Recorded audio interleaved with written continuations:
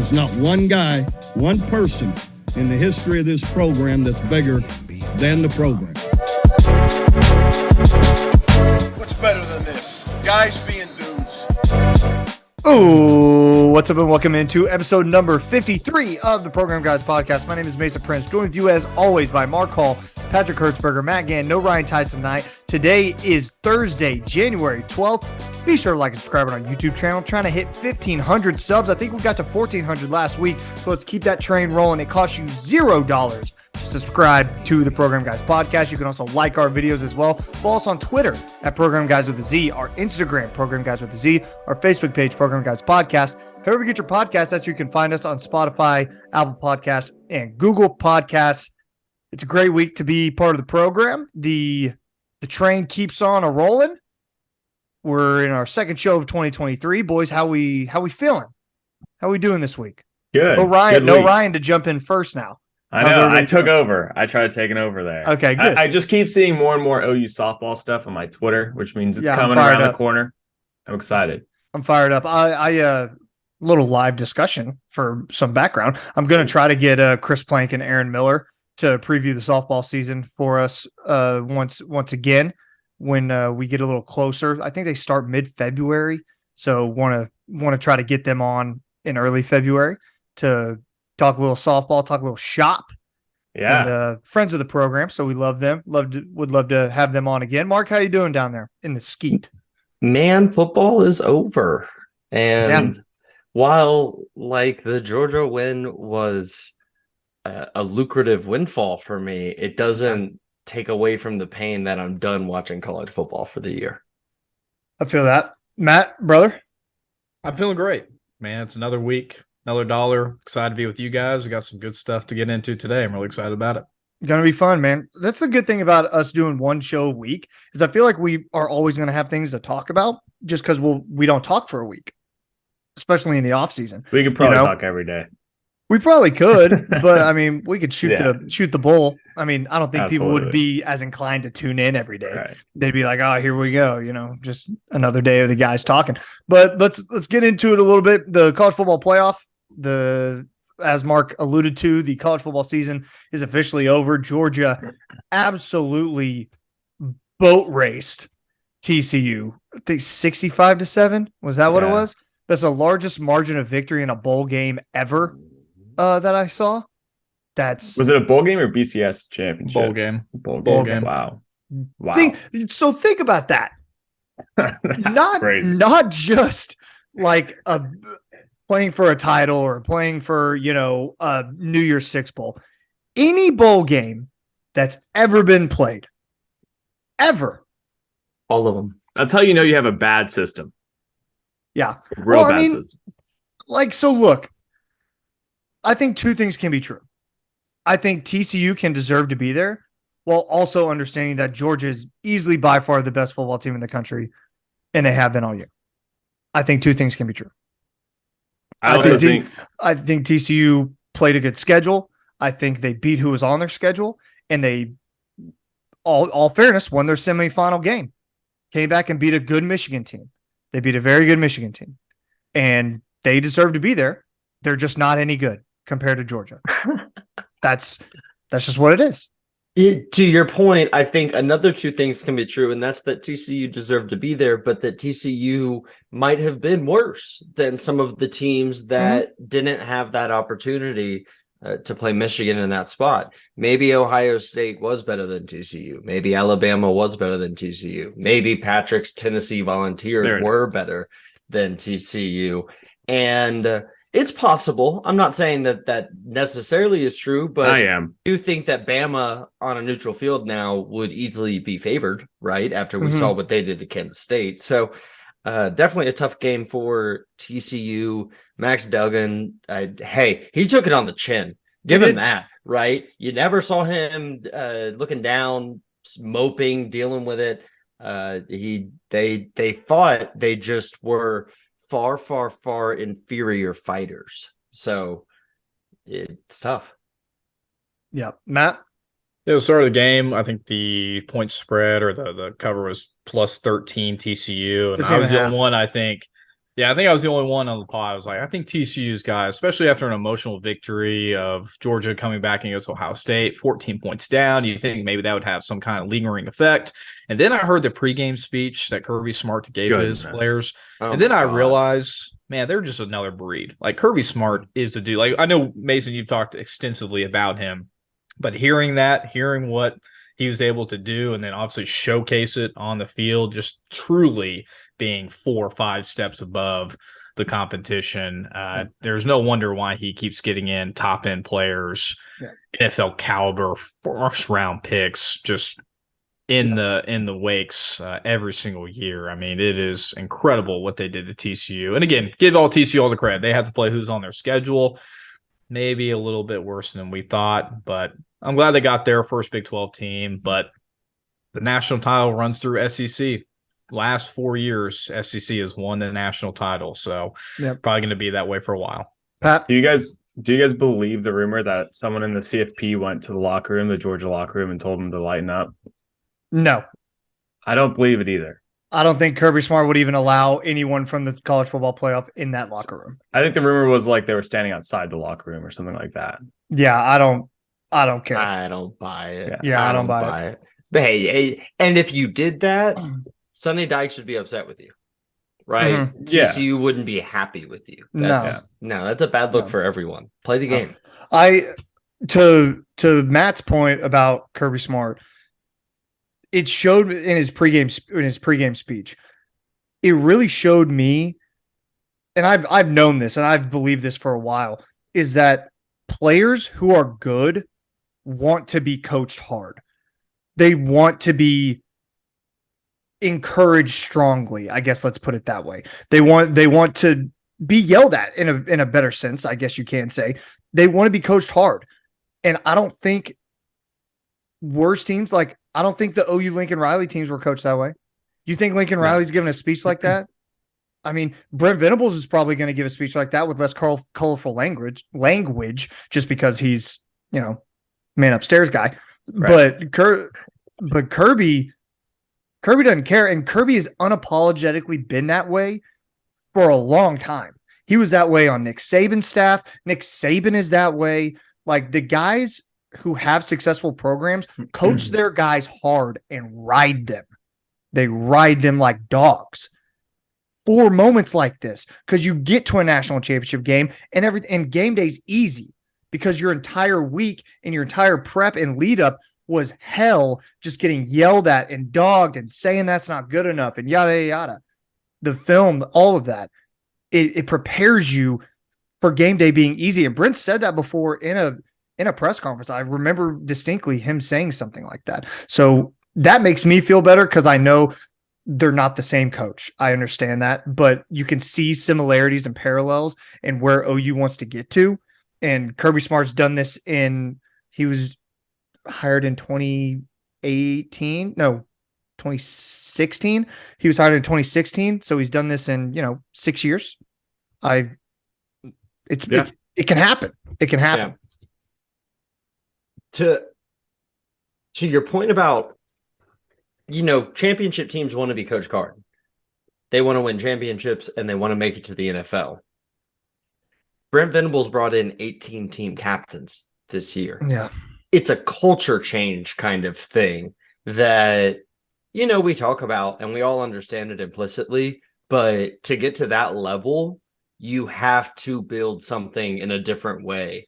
And Brent's going to do it, and he's bringing in the players that are able to do it as well. Yeah, you got to buy in. Anybody else, anything on the national championship game? It was a dog walk. Let us know down below in the comments what you thought of the game, and tell us at what point you turned it off. For me, it was halftime. I turned on Parks and Rec after that. I watched the whole thing. I got into the fourth quarter. Oh man, I gotta admit, dude, when Georgia Stetson Bennett, my Heisman winner. Yeah, Stetson Bennett played great. I watched the walk off actually, and then I turned it off. Also, if you're TCU, how do you feel that it is now like on record and on video? Georgia was eating chicken wings while they were kicking your ass. That's a tough look. That's a tough look. That's a tough look, man. I wouldn't doubt there being a video of Justin Jefferson doing the same thing Oh, in the yeah. 2019 Peach Bowl, though. Oh yeah. Maybe Chick-fil-A because they've got it in the stadium, but Yeah, that's imagine Joe Burrow like looking through his humidor on the sideline, trying to for find sure. trying to find which cigar he was going to He smoke goes and be a ahead meme. he goes Yeah. ahead and cuts it. Yeah, I wouldn't be surprised. But yeah, congrats to Georgia. They're a dynasty. I think them in Alabama, they're the standard. They're the standard in college football right now. So Both have quarterbacks leaving. they do. The damn shame of it is that Jackson Arnold won't be a sophomore next year with like a year of experience being here. Instead, he's a freshman, just like their new quarterbacks are newcomers. Yeah. Yeah. And There's speaking an of leaving, opening next season, though. yeah, and speaking of leaving, we Yeah. got some OU players of our own that are leaving. Mason, tune us in. Yeah, thanks, Matt. Appreciate it. Marvin Mims declared for the draft. He literally declared for the draft like right as we dropped the pod last week. So this is, you might be like, wow, this is old news, but we really haven't gotten a chance to talk about it. I'm not really surprised. I'm happy for Marvin. I don't know where his draft grade is. I don't know where he'll get taken, but regardless, happy for him. I think he deserves to go to the NFL. He's proven what he's need to. And somebody said something about, well, I want to give Mark credit, and maybe it was Mark, but it's like it'll be his third receivers coach in like 3 years. Wasn't me. And it wasn't you then? I don't know who it was. Somebody said it. Good point, though. It would be. It's not me. So somebody said that. But it'd be his third receiver coach in 3 years. Like, you've done what you needed to do. Just get out of there. Do your own thing. Anybody else on Marvin? It's not the season we wanted for Marvin, but I get it. And I think he's going to do good in the NFL. I think he will, Tim. He needs to be like the Zay Jones kind of guy. He doesn't need to be Justin Jefferson, or anything like that. Maybe he can be like Adam Thielen on that team. I wish Ryan was here so we could talk Vikings with him. Yeah. But yeah, I think he could be a really solid number 2 or 3 guy to be a little change of pace. Oh, I thought Mark was about to go. Okay. Yeah, I am. I'm sorry. There were 6 receivers taken in the first round last year, and that number more than doubles if you include the second round and not as much in the third round. Point being, receivers go at a premium in the NFL now. You're constantly seeing teams employing 3 receivers at a time, and every NFL team would be better if they had Marvin Mims on their roster.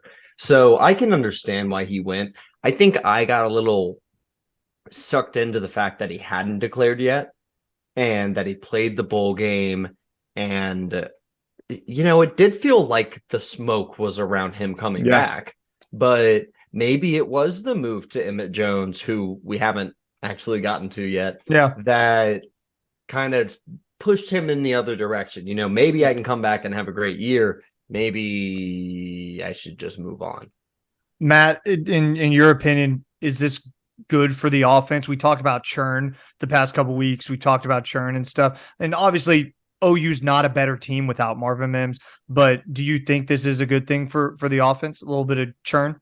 We're going to have to see. It's hard to say right at this point because a lot of the guys are going to have to step up. Our wide receiver room, with obviously with Drake Stoops coming back, will be our only veteran wide receiver that we have that we actually know that will get on the field and take snaps and run routes for us and be a reliable pass catcher.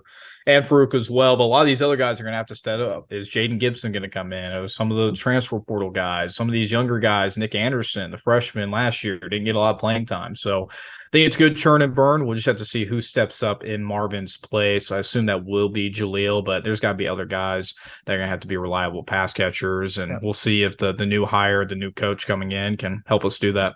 Speaking of that, why does it go ahead, Mark? Hold on, I gotta, because I put that on the outline. I wanted to make a point with it. Oh, Marvin, go ahead. and Marvin and Jaleel are kind of redundant.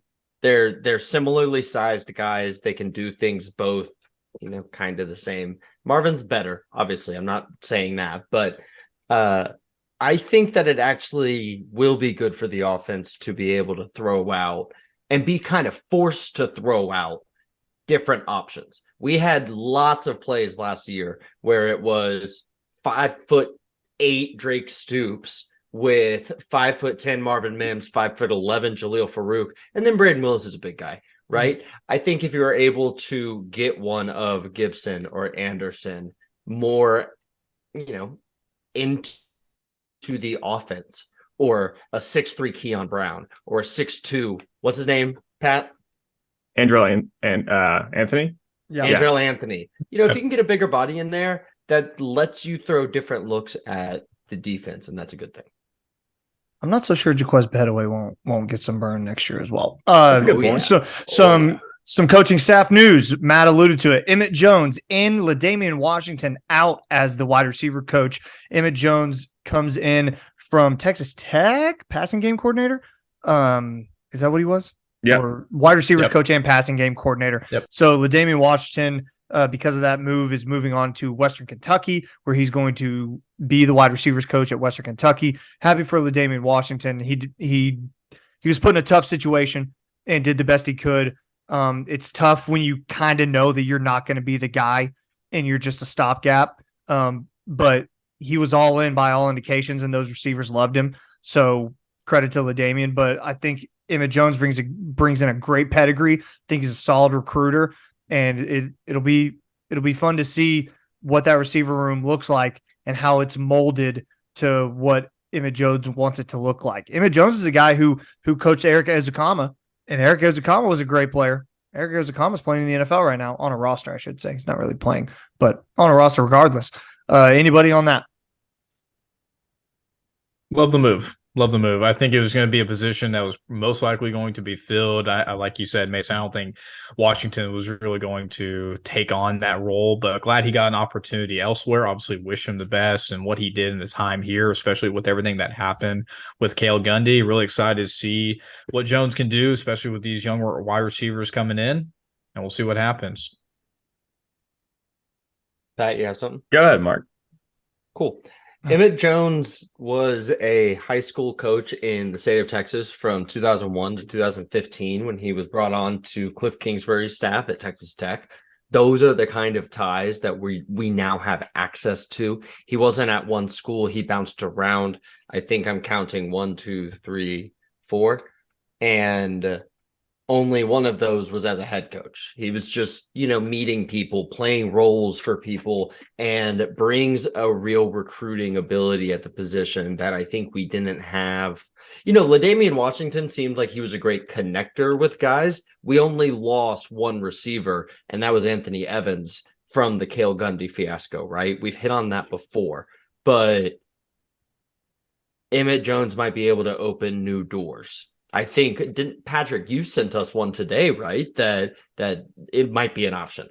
Yeah, he got one of the top 15 wide receivers to come to Texas Tech from the portal, and Brent Venables is currently following him on Twitter. So maybe crystal ball alert. We'll see. Crystal ball alert. Yeah, Matt, you or anybody else? Yeah, I at first I wasn't like thrilled about this hire. Just like looking up him quickly, with no NFL experience, to me that's always like, and that's something LaDainian had, right? I mean, he was on kind of a lot of teams, he didn't play a lot, but he had that NFL experience. So at first I was kind of like, oh, maybe this is an underwhelming hire, but I went deep into articles from like 2018 when he was like moving from Kansas to Texas Tech and vice versa and things like that, and I couldn't be more thrilled with this hire. He seems to be completely bought in. He does have that great experience. Well, unless Miles was let go at Kansas, he was actually the interim head coach just for the spring. And that shows you something, because he was just the wide receiver coach, right? Yeah. And then once Lance Leopold came in, he tried his very best to keep him at Kansas. But eventually he just said, I'm going to go back to Texas Tech. So he's a highly wanted and rated guy. And I hope, to Mark, your point too, he is a very good recruiter. So excited stuff. Gonna be a lot of fun to see what happens over the summer and how these guys build around this new coach. Some transfer news. We have transfer commits. I have classes officially started at OU yet, so we don't know for sure like who's officially at OU. I don't think classes have like 100% started yet. No, I don't think so. I think we would know if that talking point had to be addressed. Regardless, here's who's committed and has. Hold on, David Ugwoegbu.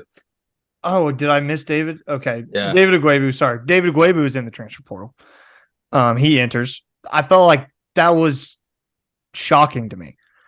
I was surprised. I was I surprised. thought it was the league or he's coming back. Yeah. And I'm That's not what I like expected. mad at him. I'm not mad at him, but I just find it odd, especially for a guy who started like that.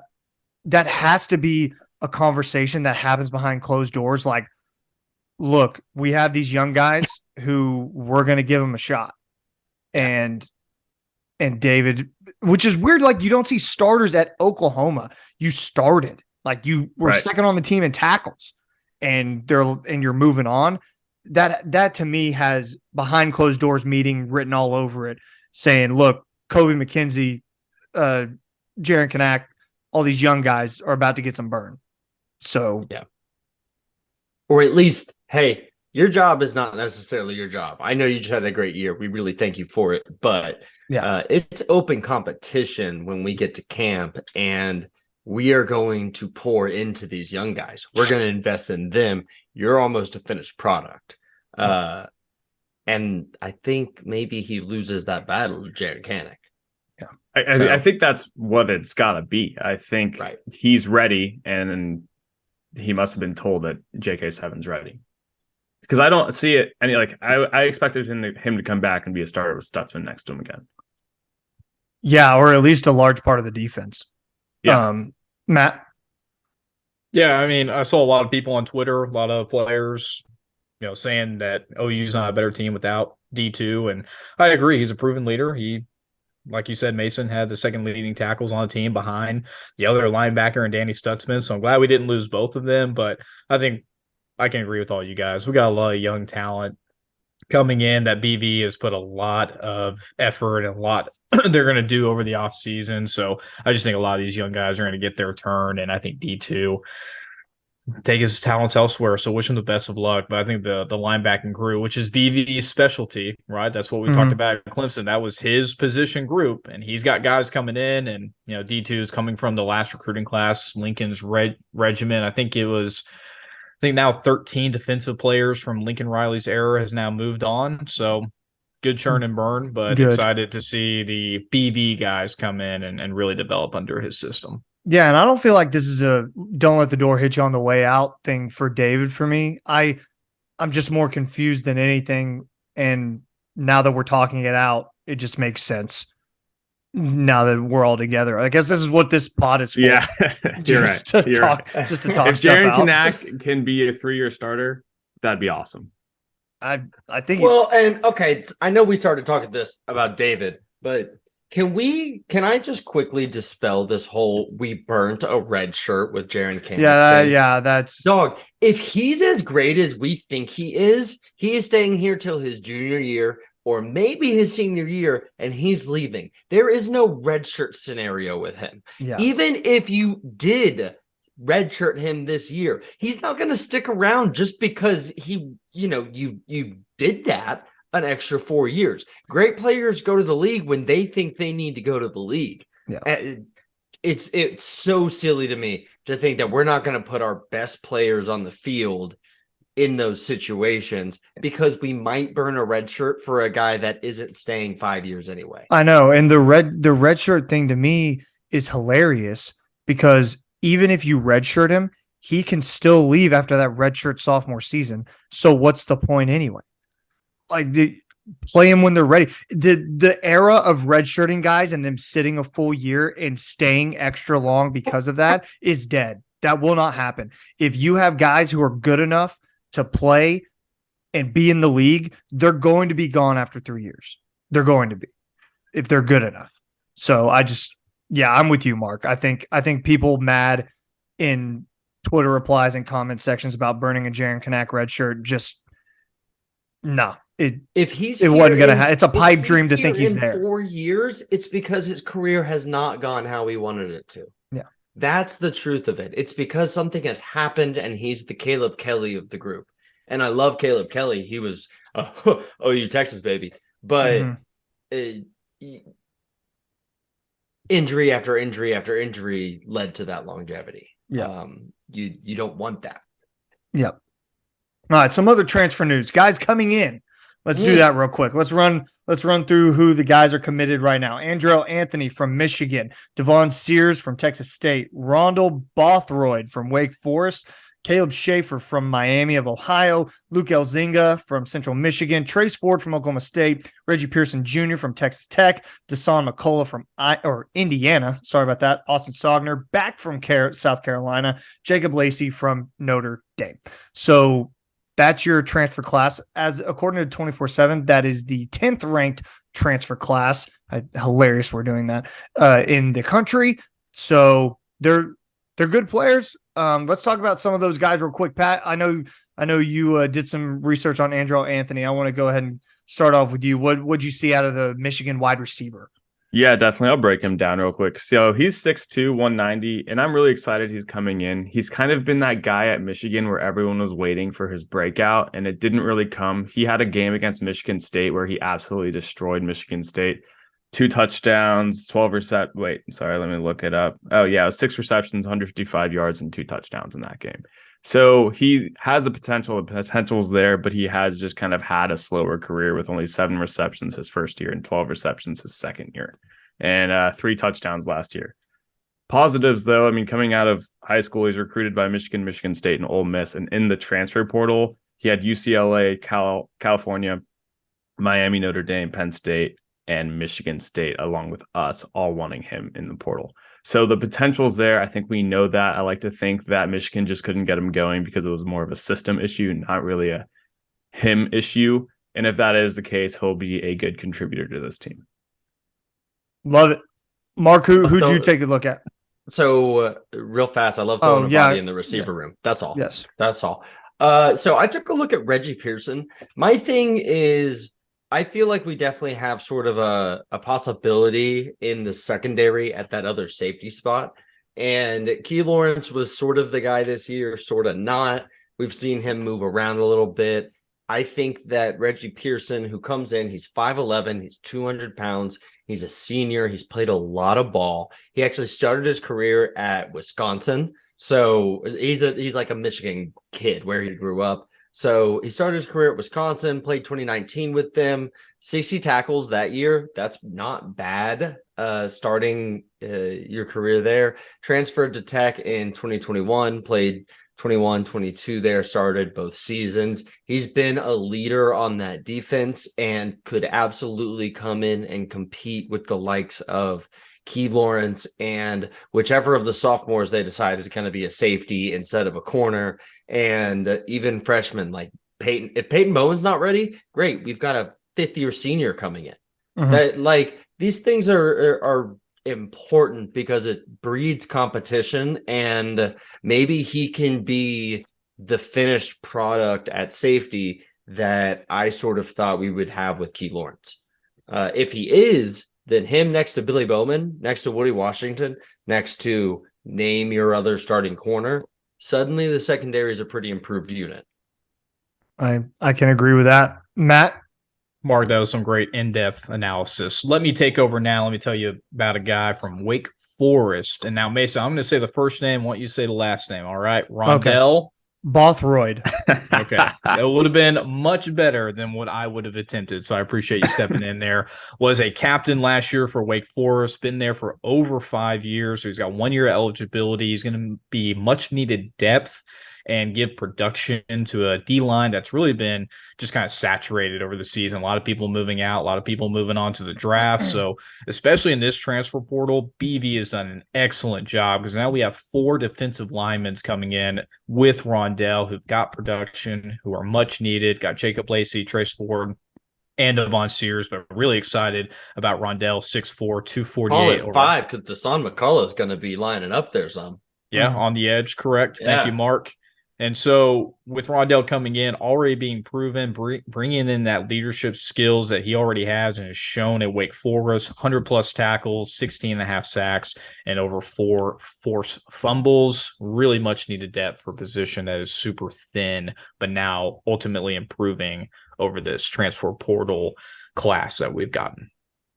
Absolutely. And I'm going to stick with the defensive lineman. I got Devon Sears, the 6'2", 290 defensive lineman coming in from Texas State. This guy's a big body. and he's the type of guy that Brent loves to have to plug up the middle, and he's quick enough to get you a little bit of a pass rush as well. I'm really looking forward to watching this guy play. He transferred in from Texas State. He's got 2 years of eligibility left, so maybe he stays for 2.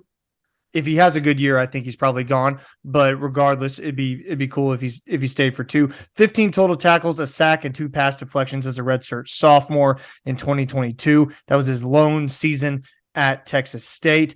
Number 55 ranked junior college prospect and the number 11 defensive lineman.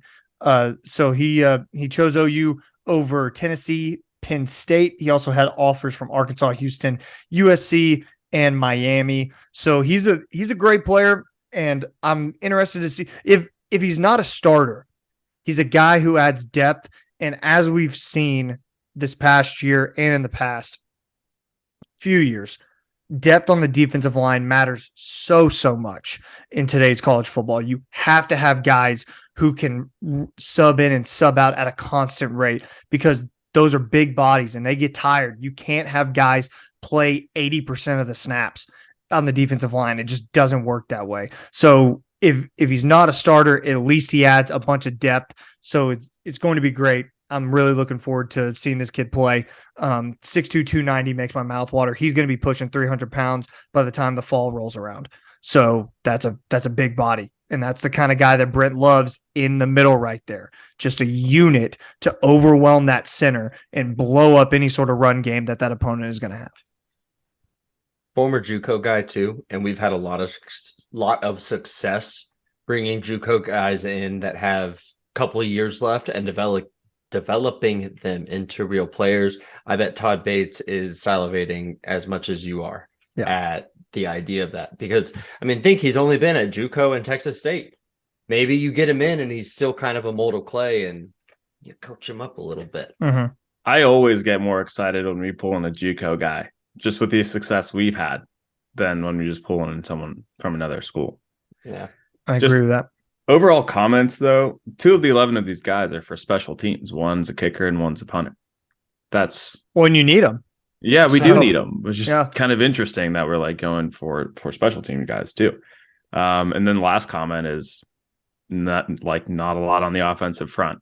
This is a heavy defensive recruiting portal. It's a good point, Pat. We've got Schaefer coming in, right? He's going to be some kind of utility player for us. Maybe he starts, maybe not, whatever. We're in the running there's a tackle out of Stanford that we could get. And if we don't get him, hope we get home safe on the offensive line. But yeah, you see a lot on the defense, and something Matt said stuck out to me about us being thin on the defensive end spot and along the tackle spot. I feel a lot better about that position going into next year than I did coming into this season. All these transfers, every one of them seem like they could contribute. And PJ's coming in, R. Mason Thomas is going to get better. Everyone that stuck around, Isaiah Coe, Jonah Laulu, Marcus Stripling, Reggie Grimes, these guys are all improving at the same time. I think the defense is going to improve talent-wise pretty quickly here. Yeah. I agree with that. Let us know down below in the comments section what transfers coming in that you are most excited about. Who do you think is the best plug and play player from that list that we just talked about? We'd love to see your comments. We read every single one of them. We appreciate it. Matt, let's go ahead and let's circle those wagons, brother. OU, a bad loss on Tuesday night. I stayed up and watched it, and they made me want to vomit. Yeah, OU men's basketball, like you said, playing in Allen Fieldhouse against number 2 Kansas. And if you watch the entire game, the first half and pretty much the second half, we played really well. There was a lot of foul calling, a lot of maybe some home cooking calls in that game. Kansas had over 39 free throws, made 31 of them. So I know that was a big part of the game. But for this OU squad continues to improve. A lot of contributors to the team, especially 2 freshmen in Milos Uzan, who's a freshman guard from Arizona at 6'4". He's been earning a lot more playing time, eventually now found his way to a starting lineup role. as well as Sam Goodwin, who's actually from Southmore High School, right in Oklahoma, had 12 points, 7 boards against KU, helping, give some depth to Tanner Groves when he needs a break. So really good game, but really just choked it at the end, like you said. Just up by wasn't 10. Yeah, up by 10 with 5 minutes left. You got to win that game. right. You got to pull it through, and I think OU's at that point where we're really close in these games, but when we're looking at March Madness, the committee doesn't care about how close the losses were. They want to see the win columns. And even before that last week or a couple of days ago, went to Lubbock and beat the Raiders. They were missing some key players from that team, but any win in the Big 12 is huge, especially on the road. You could have snuck one out in Allen Fieldhouse last night. Just for the first time since the 90s. Yeah. They haven't done it since like 93. Yeah. Been an absolute long time. So really sad, but you do see this team continuing to improve. So hopefully they can get some more Big 12 wins because it's a gauntlet. I mean, anyone in the Big 12, whether they're coming to Norman or you're playing on the road, very good teams that you're going to have to play in and night out. Going over to women's basketball, who just continue to play really well, currently ranked, let me see, I think 17 is where, or no, number 19 currently in the country, beating ranked number 15 Iowa State 82-79. They had a huge third quarter in that game, going up 24-12 was the scoring output. That really just led them home, and then they were able to fend off the Lady Cyclones. We had 4 ladies in double figures, so you do like the good balancing of scoring that you're seeing from this team. And honestly, they're playing really good ball. I haven't seen too much. I know I've seen some good plays and some good scripts, especially from the head coach, Jenny, who's just doing a remarkable job with this team. And again, the Lady Big 12, really good as well. They're going to go play Texas Tech, who's currently 13-3. They're actually playing yesterday, so we actually will know the results when the pod comes out here today. And then this weekend, they will play the Lady Jayhawks, who are currently number 23 in the nation. So on both sides, men's and women, the Big 12 year in and year out just continues to prove probably one of the best conferences, if not the best one in college basketball. So obviously continue to wish the best for both the men's and women's team moving forward. Quick news for OU's men's wrestling. They beat Edinburgh, the Fighting Scots, 21-15. Oh, yeah? Before they enter the Bobby Kaufman Memorial Tournament this weekend, also in Edinburgh, Pennsylvania. The Fighting Scots, though, that's an interesting mascot, but we ended up winning that one. So good for OU's men's wrestling. Last but not least, we got to give it up to the. Are we sure this Edinburgh is not the Europe? I know. Are we sure? Are we sure? If you want to look up Edinburgh, Pennsylvania, that's where they're currently at. If it's not close to Scranton, we've never heard of it. And they're the Fighting Scots. Yeah. The Fighting Scots. I mean, call me out on it, but that's what, I saw. It's not about Moving on. Go ahead. No, stop it, Mark. Moving on to last team, the OU defending champions. OU's winning gymnastics, starting off with their competition against number 4 Michigan, number 10 UCLA, and number 5 Auburn. They scored a 197.925. That is absolutely ridiculous. That was a half a point ahead of Michigan, coming out 197.4.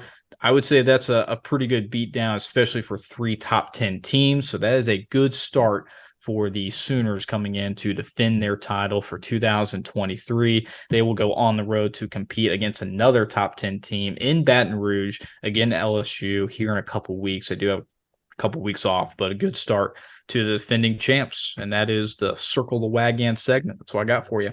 Thank you, Matt Gann. Love it as always. Appreciate it. Circle those wagons. Some NFL news. Let's talk some NFL news. Kyler Murray is looking for a new head coach. Cliff Kingsbury out at the Arizona Cardinals. Did we see this coming? There was some rumbling that it was going to happen, but yeah, I'm not surprised. Just extended him last offseason. I think that whole organization doesn't know what it's doing. No, they haven't had it. They're one of the oldest franchises in the NFL. They haven't had a head coach for more than 6 years in their entire history. That is insanity. That is crazy. How does that happen? It's amazing. In a world where the Falcons have had that, how has that happened to you? No idea.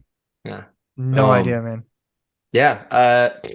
look out for maybe Sean Payton. Apparently, they've asked for and gotten permission to interview him. But otherwise, man, who's coming to build around Kyler, who can't finish seasons? There it is. He can't finish seasons. He plays more Call of Duty than he does watch film. I don't like he twitches. He's a part of a Twitch group or something like that.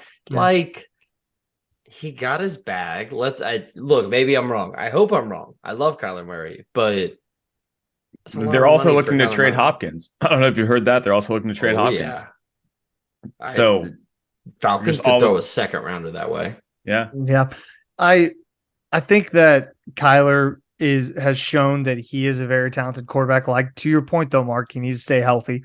And that's a big issue because in the NFL, you're only as good as how often you play. So Kyler, he has to stay healthy. He does. But I do think when he does play, he shows you I still get those butterflies when I see him play. Because when he's healthy and he's out there running around, there's not a lot of guys who are as special as he is with the football in his hands. So I think I'm interested to see what happens in their head coach front. Sean Payton's probably the front runner, but who else fired a head coach? Somebody else fired a head coach. I mean, Texans. There we go. The Texans did, and they've got 2 first-round picks and no quarterback on the roster. So no. We almost had a first-round draft pick. True. Yeah. But we blew that. But you said but really we do have a first-round pick because you're a Bears fan or a first overall pick. So you do, no matter. I'm winning. You have the number 1 and 2 overall picks, Pat. You're damn straight, but I definitely am more of a Texans fan, and the way we have been picking our head coaches doesn't make sense to me. I mean, Cooley was a joke, Smith was a joke. I just don't understand it. The punchline's the 2nd overall pick. Yeah, right. The 2nd overall pick. Are there rumors about who they want to hire? Well, I hope we go with D'Amico Ryan. Yeah, that's a good name. That's a good name. Yeah. If we get him, it's all worth it. But the problem I have is when we fired Coley, we were like, oh, we're going to go in a different direction. And literally 360 days later, we fire Smith and we say, we're going to go in a different direction. How many directions have we got? Right. We're still losing. Like, when do the directions change? Yeah. I don't know. Matt? Yeah, I'm not surprised by Cliff Kingsbury. Ever since he's been in the league, he really just hasn't proven a whole lot. I know there's a lot of factors. Kyler Murray hasn't been all that healthy. Just don't think he turned out to be the head coach that the Arizona Cardinals wanted, seeing what his production was at Texas Tech. It'll be interesting to see if he gets another head coaching job in the NFL, or maybe he goes back down to the college level. Who knows at this point? I'm actually more surprised about Lovie Smith only having 1 year and firing him. It's not all his fault, the talent, what they have on the roster. I don't understand how you fire a head coach. I mean, was he a stopgap? Maybe. I mean, I just don't see that in the NFL. You got to give people some time to get draft picks, and that's what they have. They have, 10 plus first round picks in the next 3, 4, 5 years. So they're loaded on capital. I just don't understand why they continue to fire their coaches. They got to give them some time. It sucks that they fell back to the 2nd overall pick, but they have to draft Bryce Young. They don't have another option. We're gonna have to. They have to do everything possible. They have to do everything possible to get there and get him. If they fired Lovie Smith just to go finally hire Josh McCown, like they've interviewed him the last 2 years, man, that's gonna be a tough look. I'll say this again. If McCown actually wanted the job, he would stop coaching high school and he would go get like real coaching jobs. But he could skip the line. That's the problem. Why would we? We're that stupid. We're that dumb. I mean, Jim Irsay did it. Yeah, I mean, Jeff Saturday ain't lasting. Jeff Saturday's gone for sure. He's getting an interview. And Irsay's on the record saying he's like gonna be under consideration just because he's friends with the owner. That's all you got to do. Great. All right, NFL playoff time. We got some games coming up this weekend. Seahawks 49ers on Saturday, and Chargers Jaguars on Saturday. Let's start with those 2 games. Who do you guys like in those 2? We'll start with Seahawks 49ers. Pat, who you like? And why? 49ers, definitely. I think they are an incredible team if they can make Brock Purdy look like the best quarterback since week 16. And I'll go with the Jags just to be different. I don't think Herbert's the dude, and I just want to stick by that. That was really hot. I like that. Mark, what do you got? Yeah, so just throwing the lines out there. San Francisco's favored by 9.5. The Jaguars are +2 at home. San Francisco is way better than Seattle. I think they win and they cover. And same thing with Jacksonville. They're not way better than the Chargers, but I think the more realistic thing here is the Chargers lose and they fire Brandon Staley and they get a new head coach next year. That's just what I see playing out here. Matt, what do you got, brother? Niners, Chargers. Pretty straightforward for me, I think. Niners, Chargers. So I have the Niners to win, but not to cover. I think the Niners have a fantastic defense. And like Pat said, if Brock Purdy can look like the best quarterback since week 16, Niners are a bona fide Super Bowl favorite and should be, because they are every bit the truth of a complete football team. Shout out to Shanahan and what he's got going on out there. As for the Chargers, Can Jaguars, I drop my Shanahan theory? Yeah. That'd be good. Yeah. Okay, so here's my thing, listeners. Kyle Shanahan is a much, much better coach with the less cool and dynamic his quarterback is. Like, he rises to the occasion with a oh no, and they can't get there. So the best version of him is one that's coaching Brock Purdy. It just is. What are you saying? Oh no, about him? No, I froze. I froze, but I'm back. But we were good. Yeah, good. Okay. We were good. Okay, cool. Yeah. Sorry Kyle about Shanahan, man. He's a mastermind. He's a wizard. With that being said, I have the Jaguars to win. I think the Jaguars went outright. Something has to be said for a team that's on fire, and I think Jacksonville's on fire right now. I just really don't think the Chargers are that good. I think Justin Herbert can throw for a lot of yards, and that's cool on a stat sheet. But like, I don't think their team is complete enough to win this game, especially on the road. And Jacksonville, say what you want about Jacksonville. When Jacksonville is worth a damn, that stadium rocks. And those fans are going to be in it, and it's going to be fun. And I think Trevor Lawrence had got a bad rap the first couple of years, and I think he's shown this year that he's every bit the first overall pick that we thought he was. All right, Urban Meyer influence was tough. Man, so bad. Moving on to Sunday, we got the Dolphins at the Bills, Giants at Vikings, Ravens at Bengals. A 3 for the people on Sunday. I'll go ahead and get us started. Dolphins are a 13-point underdog to the Bills. They're going to lose, and the Bills are going to cover. Tua Tagovailoa will not play. He's still out with the concussion. So guess who's starting? Skylar Thompson, the same dude who looked absolutely lost in their whopping 11-6 win against the Jets last week. A Jets team that is just as injured as the Dolphins. If those of you who don't know, I'm a massive Dolphins fan. I'm very excited they made the playoffs, but this is where it ends. I mean, they're deader than dead, and that's just the way it is. Yep. Thanks.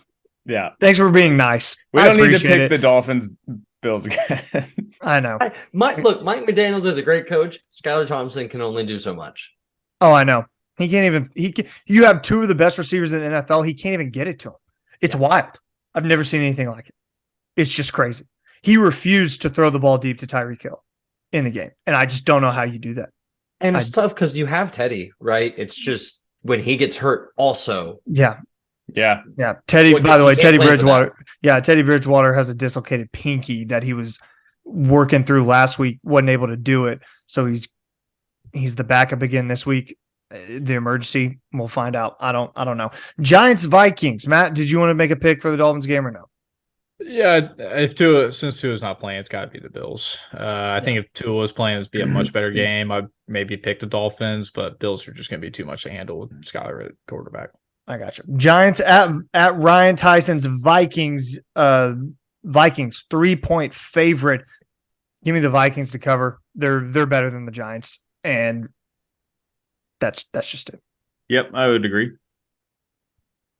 I also think that the Vikings having a slower last half of the season isn't a bad thing. I tried Maybe to they stayed mute my mic. Yeah, I'm so sorry. Maybe they Gosh. stayed healthier. Maybe they have more fuel to the fire. Maybe they took practices more easy. I don't know. It could be a good thing. Maybe they're up for the playoffs. Yep. Mark, Matt. Giants to cover +3. This isn't that hard for me. The Vikings had a terrible point differential this season. They pulled a lot of games out of their ass. Maybe they do that again this week, but Brian Daboll is a good coach. And if Daniel Jones doesn't go out and throw the game away, then I think the Giants actually go in and win. Matt, what do you got? Yeah, I think the Giants have a good chance. I just think the home crowd in Minnesota is probably going to become too much for the Giants to handle. But this probably will be one of the better games of the weekend, so it'll be a good matchup. Yeah, I think it'll be one of the better games for sure.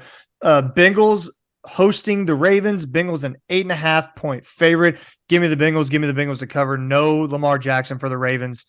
They're deader than dead. They're done. So Joe Burrow and the Bengals look like they could go on one of those magical runs again. They're a good team. So give me the Bengals to cover. I got this at 6.5. I'm pretty stoked about it. Wow, really? Wow. Bengals, baby. Nice. Yeah. Nice. Well, that's where it opened up because they didn't know about Lamar. They thought maybe he was saving it for the playoffs. No, he's saving it for the 2023 Atlanta Falcons. Or the Bears. That's a take. That's a take. Okay, Matt, what you got? Bears literally have Even if Lamar was going to come back, I would still play for the Bengals. Lamar hasn't played in well over a month, dealing with a knee injury. That's what makes him such a phenomenal athlete and quarterback, his ability to run. He's just not going to be available. I think Joe Burrow is an incredible quarterback. He's got a plethora of weapons in T. Higgins, Jamar Chase, and Joe Mixon, one of our podcasters' favorite players. Joe Mixon. So I think the offense will be too much playing at home, and they might go on another run like they did last year. They're playing really good defense, so watch out for the Bengals in the AFC. Pat, what'd you have on your Ravens? Yeah, I mean, if Lamar was playing, I'd take the Ravens, but he's not, so we'll do Bengals to cover. Okay, Bengals to cover. I think Mark Andrews isn't playing either. Like that's tough. Well, that's really tough. Yeah, it's tough. A lot of teams are injured this time of year. It's about who can step up the most. Cowboys at Bucks. That's a Monday night game. The Cowboys 2.5-point favorite. Oh my God, give me the Bucks to cover and the Bucks to win outright. So I guess I don't need the Bucks to cover. Just they're going to win outright. So this is so typically a game that Tom Brady wins. He's at home. He shouldn't have a home playoff game, but he does, and he's gonna beat the Cowboys, who are riding high all year. They got a great offense, but Tom Brady throws 60 times a game to Mike Evans and the rest of those guys. Julio Jones. Yeah, I have the Bucks, man. This is a game that Tom Brady wins. It just is. I agree, and I hate the Cowboys so much. So much. Oh yeah, anytime the Cowboys lose is fun. Yeah, I enjoy it. Yeah, I don't know if you guys saw the game last week when they played the Washington Commanders, but they looked like absolute poo-poo. So I think going into Tampa, like you said, playing the GOAT himself at home, who just doesn't lose that much in the playoffs. I think Tampa Bay started out the year really slow, has really come on the last few weeks, especially their defense. If they just watch tape from that Commanders game, I think this will be easily Tom Brady winning this game. I can't believe they're not favored by at least a 1.5 or something. I can't believe they have the Cowboys favored. Maybe they have something I don't know, but all I know is Tom Brady wins games. That's what I'm going with. We've known for weeks that the Cowboys were headed to a wild card matchup in Tampa Bay, unless they could somehow win the last weekend of the year and see the Eagles lose. Well, the Eagles won. And the Cowboys also got their asses kicked, but it made no difference. I think that's a classic look ahead kind of week. And the Cowboys are a much more talented team than the Buccaneers are. Tom Brady has not gotten this offense right this year. He just hasn't. Rachaad White has looked good here and there. Leonard Fournette is good for a couple of chunky 5-yard runs a game. But it's not the same thing that it's been. Now, they are healthier at the wide receiver position than they've been for most of the season, but the offensive line is still not right. And you're going up against a defensive line that has Micah Parsons, DeMarcus Lawrence, the guy, Dante Fowler himself, former Falcon. Give me the Cowboys to go in and cover less than 3 points and spell the end of the Tom Brady era in Tampa Bay. Love it. Let us know your picks down below. Oh, wait, we have one more game to talk about, don't we? Wait, No, that was it. That was the last one. Matt, we're the Packers. Oh,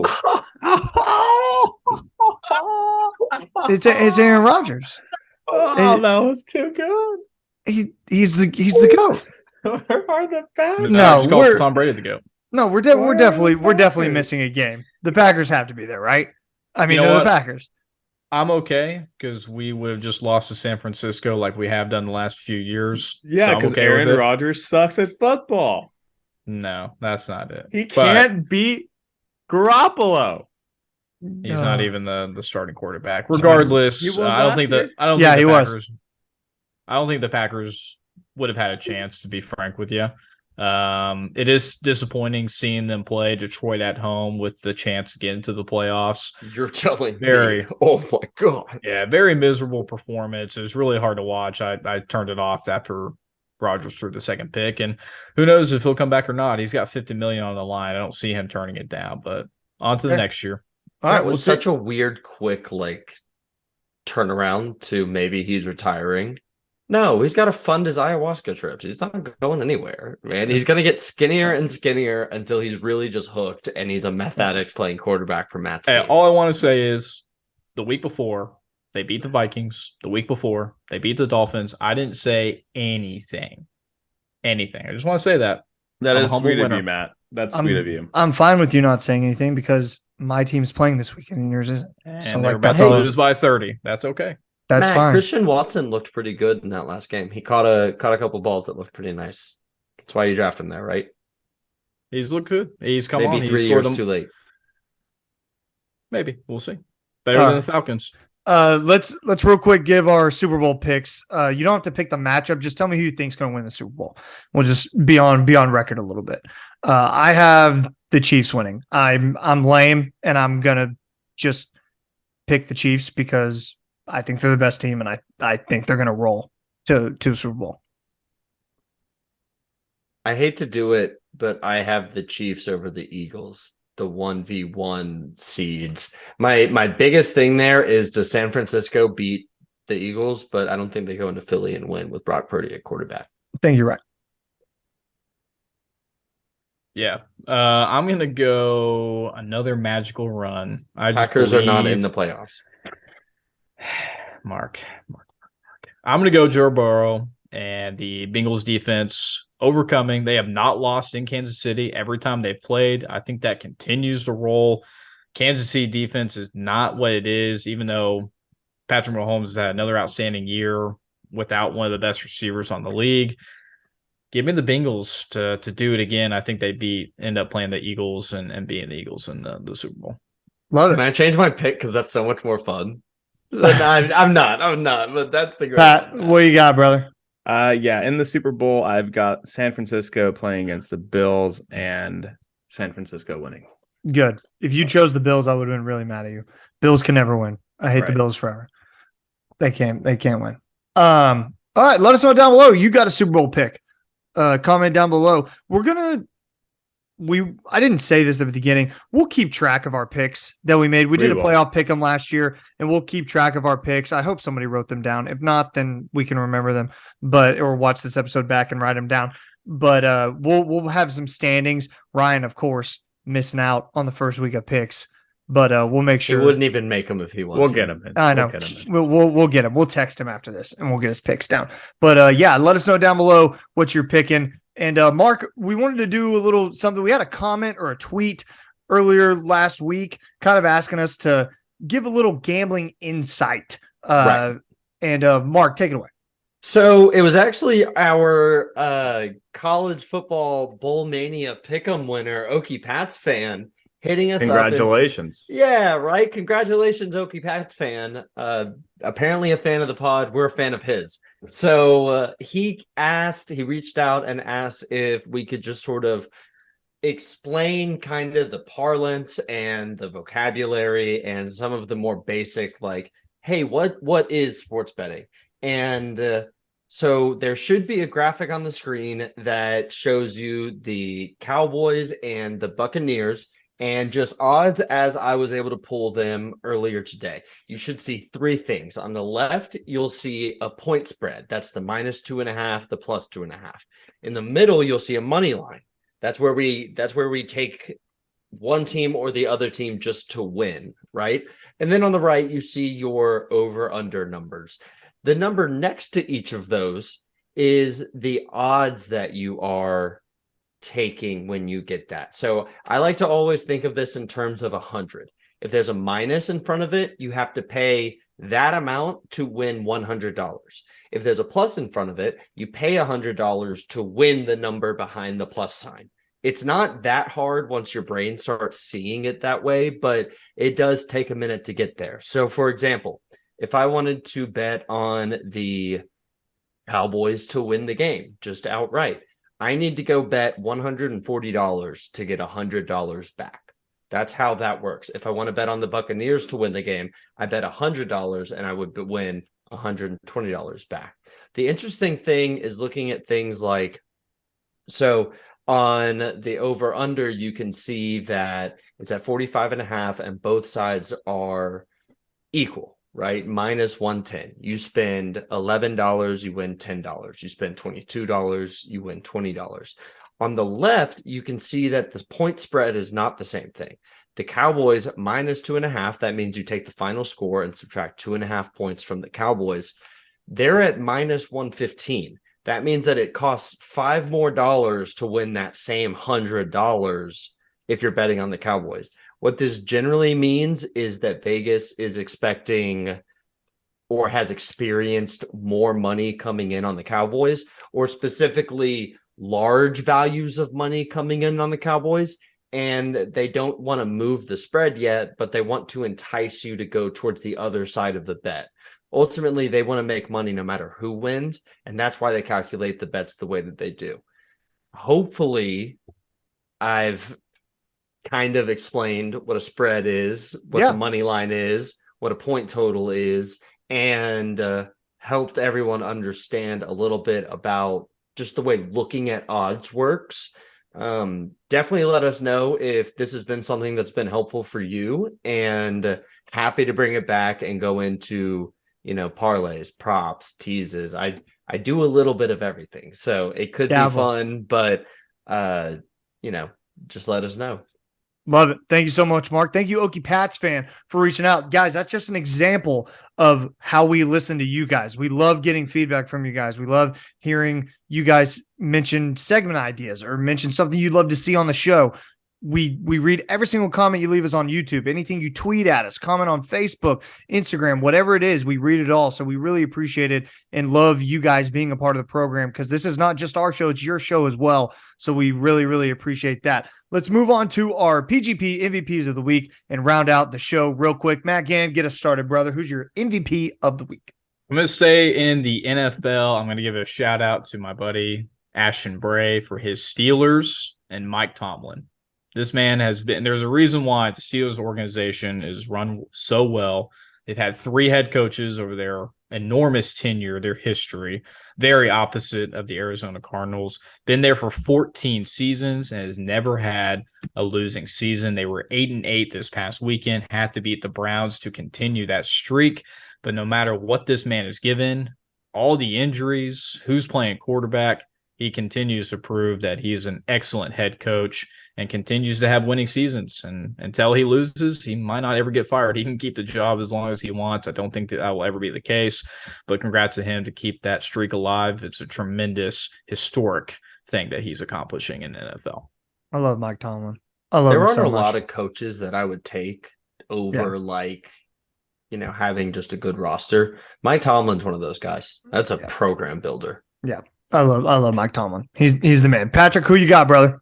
I've got our guy, General Booty. because he's one of our quarterbacks. He hasn't left. He's stuck around. I wish we could have seen him play a bit last year. Probably not this year with Jackson Arnold coming in, but he is my MVP because he created a cream this week, and it is a blood orange margarita cream, and all proceeds are not all, cream. but a portion Skin cream. Thank cream, you. Skin cream. Portion of it is of the proceeds are donated to the Wounded Warrior Project, and it's called the General's Crimson Cream. Great job, General Booty. Way to go, General Booty. The good thing about NIL, right there. Go ahead, Mark. I can't wait to get some of General Booty's cream. I hate it. Mark, who's your MVP? Yeah, I'm going to round us out here with... Oh, I'm not. Actually, I'm going to round out everyone except for host Mason. Kirby Smart, man. As David Pollack told Nick Saban to his face, Georgia has taken a hold of college football, and he's not wrong. No, he's not. Alabama is on that level. They still are. But when you are the two-time defending champion, you have taken college football by storm. That roster is the best that in college football. It might be that way next year too. I'm very interested to see what they do at the quarterback position, because I think even though Stetson Bennett might have been maybe the least talented guy on the field, he was the one who made things go. And you need a guy that makes things go. Kirby didn't trust Justin Fields for the same reasons. That offense is particular, and Todd Monken's going to have some challenges ahead of him, but Kirby Smart, man, he's built a real dynasty. Love it. Go ahead, Pat. Sorry, just random question, real quick. 2019 LSU team or this Georgia team? Who you taking? I'll take the LSU team, dude. I'm taking this Georgia team. I'll take the better quarterback. Joe Burrow, Jamar Chase, Justin Jefferson. It was a real quick thing. Georgia gave up 40+ points, so I'm taking LSU. I'll take LSU as well. All right, well, we'll split. We're split. Yeah. Cool. Georgia gave up 40+ points. Win. What are you talking about? To Ohio State. Yeah, to Ohio State. I know. Similar, good quarterback, 3 all-star receivers, and LSU had one better defense too. I would take LSU for sure. 65-7. Moving on.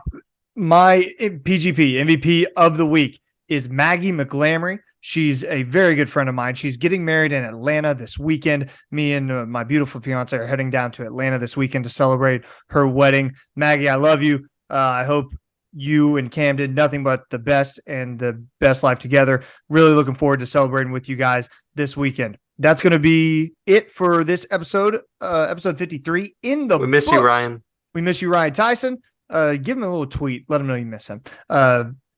Be sure to follow us on. Be sure to like and subscribe on our YouTube channel. Trying to get to 1,500 subscribers by the end of this week. You can follow us on Twitter at Program Guys with a Z, our Instagram Program Guys with a Z, our Facebook page Program Guys Podcast. However you get your podcasts, that's where you can find us on YouTube, Spotify, Google Podcasts, Apple Podcasts, all of that good stuff. We'll see you next week.